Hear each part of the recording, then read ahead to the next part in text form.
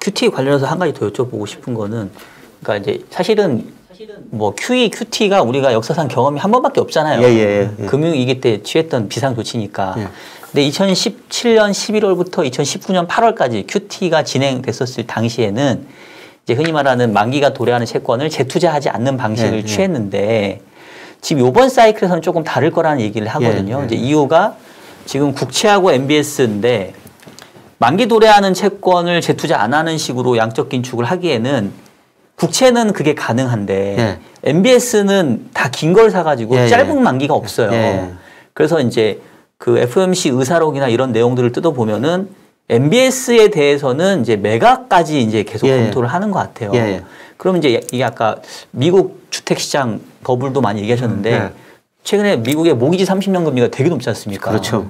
그럼 이거하고 맞물리면은 뭐 부동산 얘기 너무 한 것 같다고 하지만 사실은 이거 빼놓고 얘기할 수 없거든요. 지금 그 얘기를 할 게 아니라 지금 채권 애널리스트 반성을 해야 되는 시간입니다. 왜요? 처음에 QT 이야기 나왔을 때 저희 같이 이제 진행하면서 채권 애널리스트 나와가지고 그렇게 하지 않겠냐 질문을 했어요. 채권을 매각하면 사실 이거는 대주주가 주식 파는 거랑 똑같지 않습니까? 연준이 채권 제일 많이 들고 있는데 팔면 채권 시장 박살나는 거 아니냐. 그럴 일 없다라는 거예요. 채권 애널리스트는 그런 적도 없고 다 롤오버 하는 방식으로 한다. 근데 결국은 지금 이렇게 가고 있잖아요. MBS도. 아니, 그러니까 MBS에 대한 이제 그런 우려가 있는 거지. 아직은 그렇게는 안 갔고. 지금 의사록에서도 그렇게 한다고 했는데. 한다고? 그러면 알았어. 왜 말 잠깐만요. 예, 그러면 이제 교수님 죄송합니다. 질문 드려서. 그럼 이제 MBS는 혹시 이렇게 매각까지 가면 모기지 금리가 좀 더 상승할 수 압력이 있는데, 그럼 미국 부동산 시장은 아직 사실은 거의 조정이 없잖아요. 상당히 전망을 어둡게 보시는 아까 좋다고. 아니, 아까 우리나라 시장을 얘기해 주셨고 미국도 거의 정점에서 꺾이는 시점 같아요. 그런데 최근에 그 신규 주택 매매 그게 발표됐지 않습니까? 안 좋게 나왔죠. 그게 급락했더라고요. 그게 저런 조짐이 아닌가 이렇게 지금 보고 있습니다. 많이 올랐고. 그런데 가격은 아직까지는 오르고 있는데요. 먼저 거래량이 많이 떨어지고 조만간 가격도 저는 떨어질 거라고 지금 보고 있습니다. 그러면 이제 MBS를 매각을 하면 사실 채권 시장에 영향이 있을 거 아닙니까? 원래 이제 QT 시작한다라고 했을 때 장기물이 막 급등했었거든요, 미국채가. 근데 아까 이제 채권 시장은 어느 정도 바닥을 찍었다라고 말씀을 하셨는데, 그게 QT를 하면서 MBS 물량이 시장에 나온다라고 한다면 장기물이나 이런 쪽은 또 다시 또 금리가 튈 가능성이라든지 이런 부분에 대해서는 어떻게 보십니까? 뭐 일시적으로 튈 가능성은 있는데요.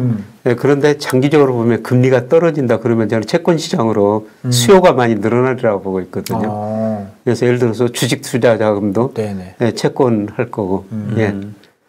사실 주식해서 20% 깨지는 것보다는 채권 해가지고 조금 덜 깨지는 게, 현금 갖고 있어서 인플레이션 때문에 좀 덜 깨지는 게 더 나을 수 있어서 안전자산으로 또 움직인다라는 이야기. 뭐 안전자산 그런 측면도 있지만은 저는 미래 경제 성장률, 미래 물가 상승률이 떨어진다 이런 전제하에 채권 수요가 많이 늘어나리라고 보고 있어요. 기관들, 특히 기관들이. 맞아요. 그러니까 사실 그동안 저 후배들 보니까 지난 2년 동안 그 채권 매니저들 상당히 힘들어 하더라고요. 그래서 요새 만나면은 조만간 눈에 실핏줄이 다 터져 있어요. 시절이 바뀔 것이다. 좋은 시절 올 것이다. 그렇게 좀 희망을 드리고 있습니다. 아유, 저도 그랬으면 좋겠고요. 조금 부연 설명 드리면, 이제 물론 연준이 채권 시장에서 수급의 주체로 참여하는 비중이 크지만, 사실은 연준이 전체 시장에 비하면 역시 시장 참여자 중에 한 명이니까 교수님 말씀하신 것처럼 이제 미래 경기에 대한 물가나 인플레 전망이 좀 낮아지면 수요가 더 늘어날 수 있죠. 자, 교수님, 그러면 조금 주제를 바꿔서 환율 쪽을 한번 좀 여쭤볼게요.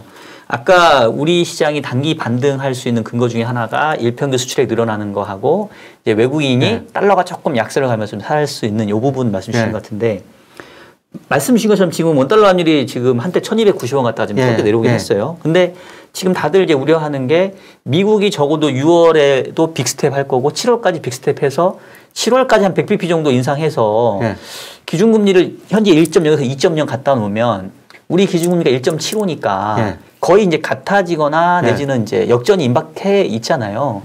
그런 상황에서도 최근에 원화가 좀 강해지는 추이가 좀 이어질 수 있다고 보시나요? 사실 그렇게 되면 채권 시장으로 외국인 자금이 덜 들어오죠.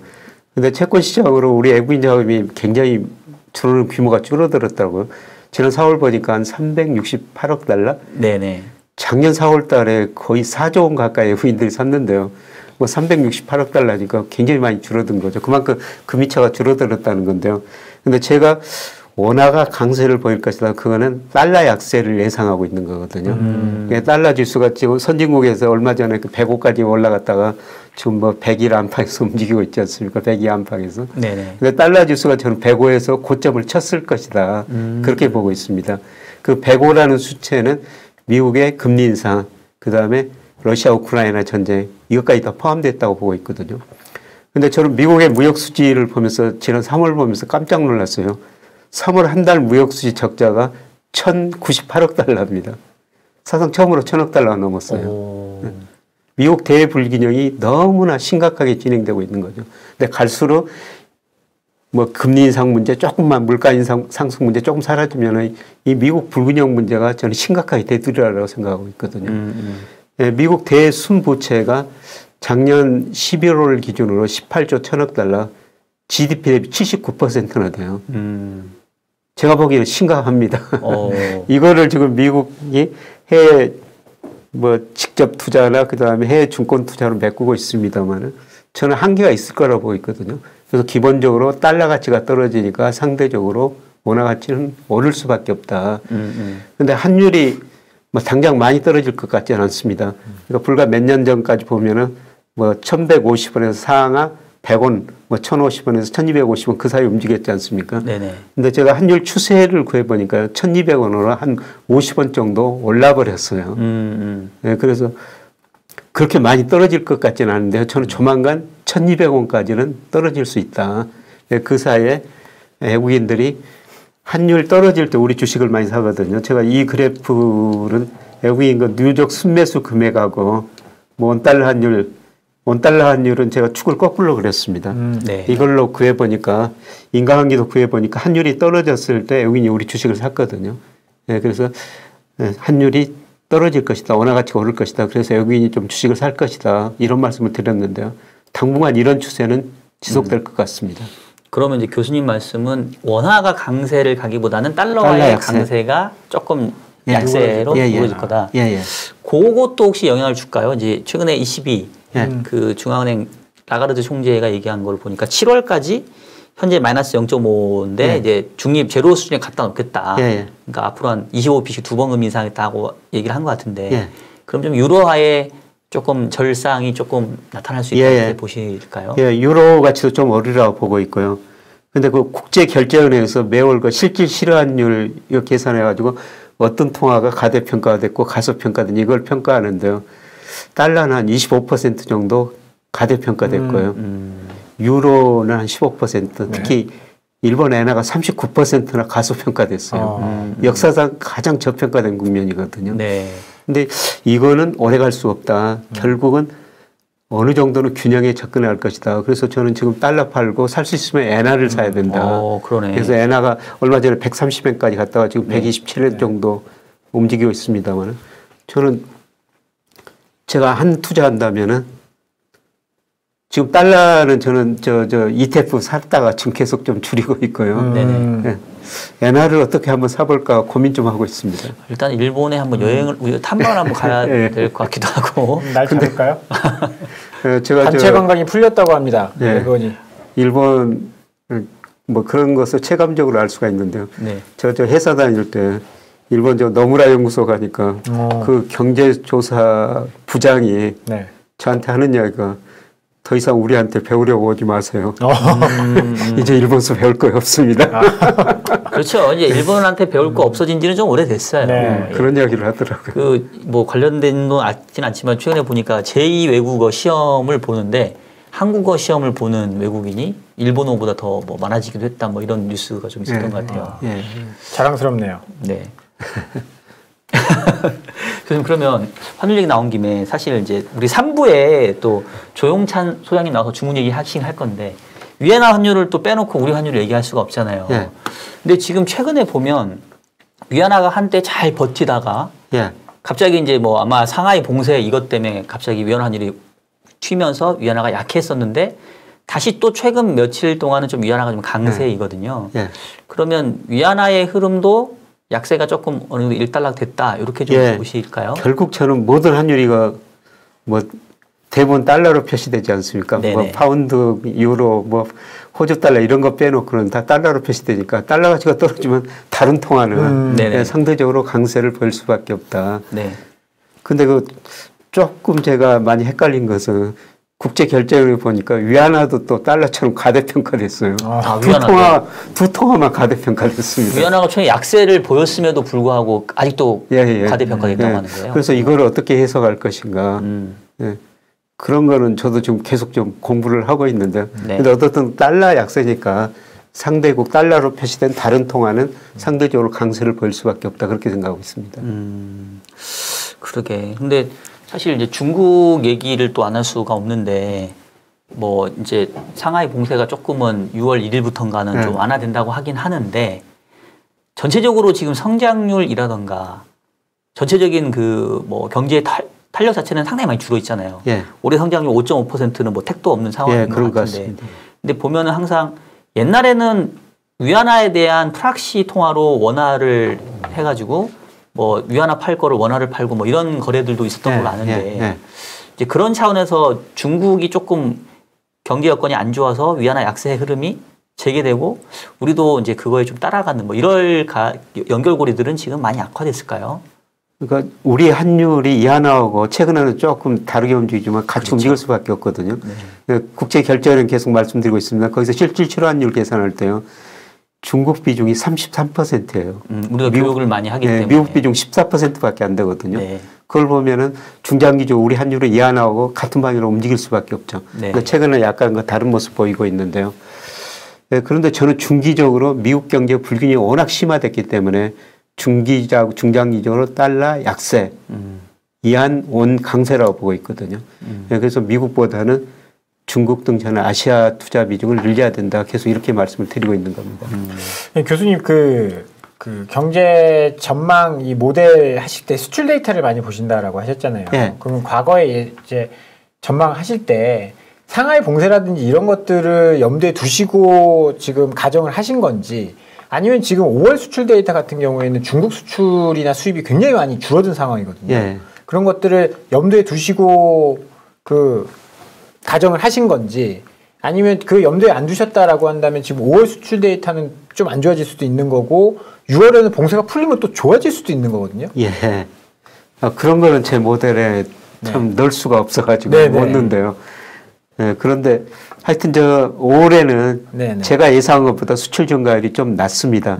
예를 들어서 제가 5월 수출 일평균 수출 금액을 전년 동기 대비 한 10% 증가할 것이다 예상하는데 근데 20일까지는 한 7% 증가했어요. 그래서 좀 거기에 따라 가지고 제가 5월 목표 주가도 좀 낮춘 거죠. 이게 봉쇄의 영향이 있을 수도 있는 거예요. 있을 수도 있는데요. 만약 6월에 풀린다면은 그게 제 예상보다 일시적으로는 좀 더 늘어날 수 있죠. 그럼 조금 더 긍정적으로 조금 더 긍정적으로 볼 수는 있습니다. 자, 교수님 그러면 이제 뭐 약간 이제 실질적으로 이제 쭉 말씀 나눴으니까 이제 약간 우리가 결론을 좀 내야 되는 시점이 왔는데 일단은 4월 말이 가장 조금 1차적으로는 바닥 말씀 주셨고 이제 5월부터는 좀 반등. 근데 이제 그전에는 사실 5월부터 한 9월, 10월까지 얘기해 주시다가 오늘 말씀은 이제 6, 7월은 조금 모르겠다. 이게 반등이 그렇게 크진 않을 거다 말씀 주셨는데 어쨌든 반등은 아직 남아 있잖아요.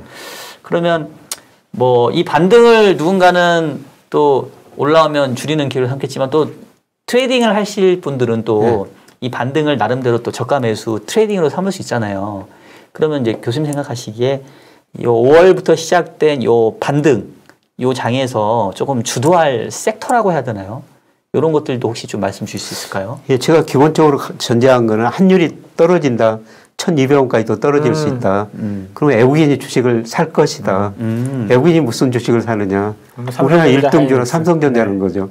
그래서 제가 뭐 삼성전자 계속 사시라고 말씀드렸는데 요새 보니까 좀 상승률은 굉장히 탄력은 둔화되는데 아직 6만 전자에 있네요. 저는 뭐 외국인이 그런 주식을 살 거라고 보고 있거든요. 그래서 주가 지수가 제가 한 2,900까지도 올라갈 수 있다. 이런 말씀을 9월까지 그렇게 드리고 있는데요. 그 사이에 외국인이 주식을 사면서 그렇게 올라가려고 보고 있거든요. 그래서 외국인들이 우리 주식을 뭐를 샀냐. 그 삼성전자를 많이 팔았더라고요.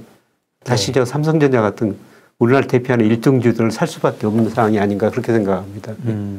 그렇게 말씀 주시면 결국은 이게 뭔가 이 경제 상황에 맞는 섹터별 전략이라기보다는 그냥 주식회사 대한민국을 사는데 대표 업종 대표주 보시는 거군요.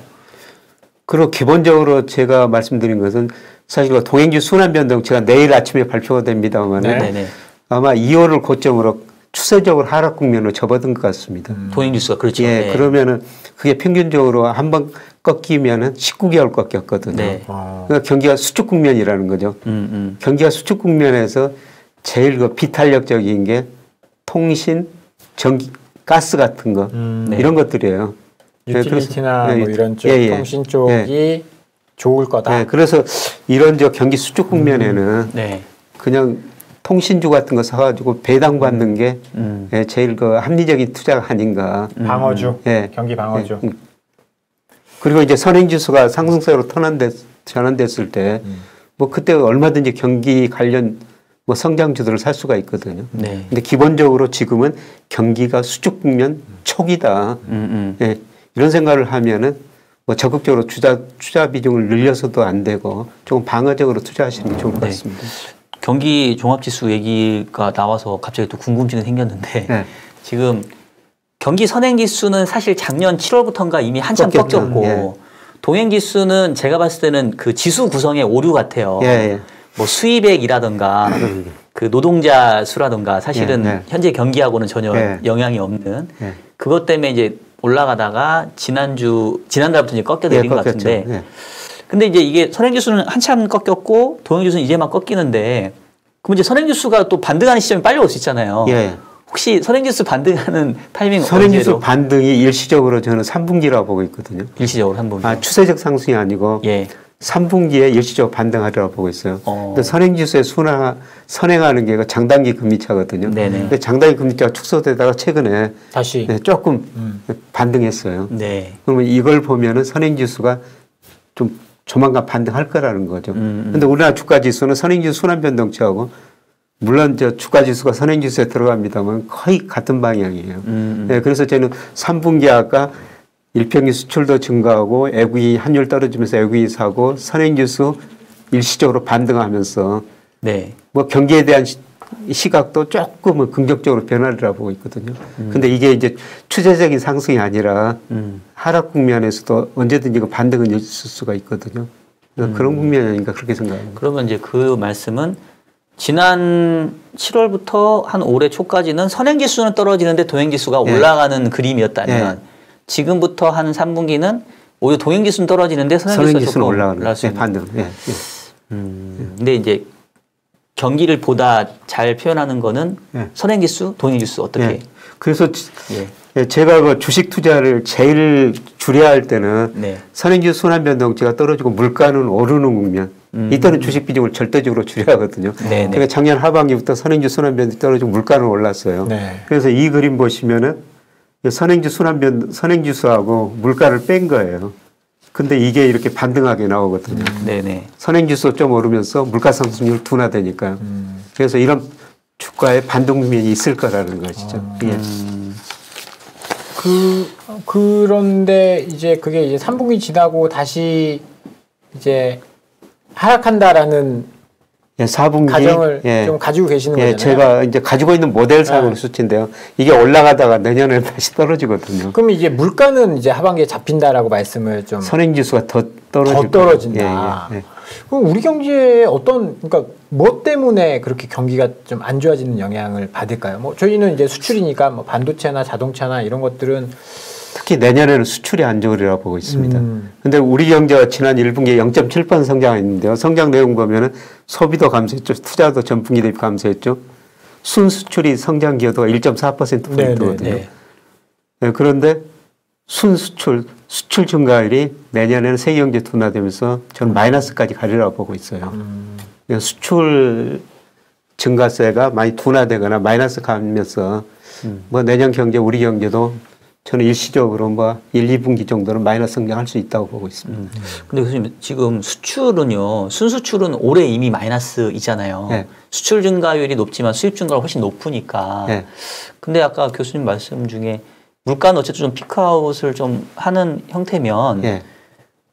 내년도에 수출 증가율이 떨어진다 하더라도 수입 증가율도 같이 떨어지면 순수출로 봤을 때는 실질적으로 성장에 뭐 그렇게 부정적이라고 볼 수는 없지 않을까요? 수출입 증가율이 떨어지는데 네. 규모로 보면 수입은 좀 마이너스 항목이니까요. 네네. 네. 그 수입이 그렇게 당분간은 많이 안 떨어지리라고 보고 있습니다. 그러면 지금보다도 수출 증가율이 훨씬 더 많이 낮아지는 수출 증가율이 훨씬 더 많이 낮아집니다. 그러니까 사실 뭐 계속 한국은행 얘기를 해서 좀 죄송하긴 한데 지난주에 한국은행이 5월 달에 수정 경제 전망을 발표하면서 3.0에서 2.7로 낮췄는데 항목을 보면은 소비는 오히려 살짝 상승. 예. 투자 그만. 예. 순수출도 오히려 조금 개선되는 쪽. 그래서 설비 투자만 확 줄였더라고요. 근데 저는 그거 보면서 저도 주위에 좀 못 믿겠다. 오히려 순수출이 상당히 더 걱정이 되는데. 근데 저는 사실 올해까지만 하고 내년은 좀 좋아질 거라고 생각했거든요. 근데 교수님 내년도를 더 안 좋게 보시는 건가요?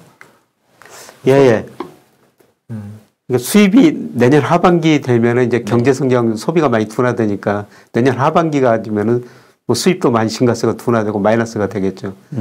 그런데 그 사이에는 우리가 뭐 쓸 건 써야 되거든요. 그렇기 때문에 수입이 내년 상반기에는 그렇게 많이 줄어들 것 같지는 않습니다. 수출이 더 많이 줄어들 거예요. 근데 뭐 물가가 잡히면 수입도 조금 이제 뭐 어제 가격 떨어지고 유가 떨어지고 하면 같이 좀 잡혀야 되는 거 아닌가요? 올라올 때 좀 많이 올라왔는데. 희망인 것 같아요. 제가 어제 기름 놓다가 깜짝 놀랐는데 경유를 넣는데 2,000원이 넘어가 있어요. 경유가 휘발유보다 비쌉니다. 이게 옛날에는 한 7만 원이면 가득 채웠는데 7만 원이면 한 칸이 남아. 아직도 한 10만 원 넘게 체감적으로는 거의 한 50% 오른 듯한 느낌. 저도 오는 길에 5만 원치 넣었는데 반 조금 넘게 차더라고요. 교수님 우리 교수님 붙잡고 보내드리기 싫습니다만 그렇지만 주어진 시간이 또 있으니까 그렇지만 이게 다 아직 마지막 질문 남았어 아직. 그래요? 예, 마지막 질문 할게요. 그러면 이제 전체적으로 종합적으로 아까 이제 섹터도 정리해 보면 단기적으로 좀 반등할 수 있고 결국은 이제 외국인들이 달러가 약해지면서 이제 원화를 사면서 한국 대표 대형주 위주로 살 거라고 말씀 주셨는데 그거 말고 또 조금 더 당부해주고 싶은 그 투자 전략 우리 개인 투자자들에게 지금 시점에서는 이제 어떻게 봐야 될지. 왜냐하면 단기에 반등하는데 장기에는 또 떨어지고 그렇게 하면 사실은 어떻게 될지 좀 혼란스럽거든요. 조금 깔끔하게 정리를 한번 해주십시오. 같습니다. 그러니까 저는 투자에서 중요한 게 리스크하고 수익률의 적절한 조화라고 생각하고 있거든요. 작년 하반기부터 계속 리스크를 강조했는데 내년 상반기까지는 계속 리스크를 관리를 잘 하셔야 된다. 그러면은 내년 상반기쯤에 수익률을 적극적으로 추가할 기회가 올 것이다. 그거는 내년 상반기 주가는 지금보다도 더 훨씬 낮을 거라는 그런 의미가 됩니다. 그래서 지금 주가가 제가 향후 몇 개월 반등한다고 그랬습니다만 이게 추세적인 상승이 아니고 하락 과정에서 일시적인 반등일 수가 있다. 그런 말씀을 드리니까 아직도 저는 주시에서 리스크 관리를 좀 하셔야 되고 대신 뭐 이 기간에는 채권 투자도 한번 적극적으로 늘려보면서 우리가 주식만이 투자 수단이 아니고 채권도 투자 수단이구나. 이런 걸 좀 공부하시는 시기가 한 반년 정도 남아있지 않을까 혹은 1년 정도 남아있지 않을까 그렇게 생각됩니다. 알겠습니다. 여러분들 잘 들으셨죠? 오해 없으시길 바라겠습니다. 우리 교수님 시황 잘 들었고요. 교수님 또 오늘 뭐 선물 하나 가져오신 것 같은데 뭐죠 이게? 더 찬스. 찬스. 내년에 좋은 기회가 올 것이다. 부자 될 기회가 올 것이다. 이런 책을 썼는데. 네네. 이 책을 읽어보시면. 잠깐만, 이거 교수님 쓰신 건가요? 이거 교수님 사진이세요? 교수님 맞아요. 교수님. 나는 사진이 다른 분인 줄 알고. 자, 이 책을 읽어보시면 어떻게 위기가 오고 거시경제를 알아야 시대에 당하지 않는다. 그럼 이제 또 반등 나올 때 또 위기에 당하지 않고 반등 나올 때 반등을 잡을 수 있는. 알겠습니다. 교수님, 근데 이제 저희 사람은 둘인데 책을 한 권 가지고. 제가 네? 오늘 여러 군데 들리다 그냥 제가 오는지는 모르셨을 거예요. 사실 오늘 누가 진행한지도 모르고요. 아니 교수님 저 때문에 오셨다고 말씀해 주셔야죠. 네, 알겠습니다. 네, 그러면 저 책은 사서 보세요. 사서 보시는 걸로. 그럴까요? 그럼요. 네, 하여튼 뭐 둘이 가위바위보로 하든지 알아서 하도록 하겠습니다. 아유, 자, 우리 2부 역시 우리 킹 여기 교수님 오늘 또 깔끔하게 시황 분석해 주시고 또 투자 전략까지 제언을 해 주셨습니다. 오늘 교수님 보내드리려고 하겠는데 아직 보내드리려고 하니까 좋아요수가 너무 적네. 어떻게 된 거예요, 팀장님? 얘기 좀 한마디 해주세요. 나 때문이에요? 네, 빨리 얘기 좀 해주세요, 지금. 네, 교수님 보내드리고 저희는 3부로 돌아올 테니까요. 그동안 나가지 마시고 구독과 좋아요 많이 눌러주시길 바라겠습니다. 됐습니까? 네, 됐습니다. 네, 교수님 그러면 다음에 뵙도록 하겠습니다. 감사합니다. 자, 저희는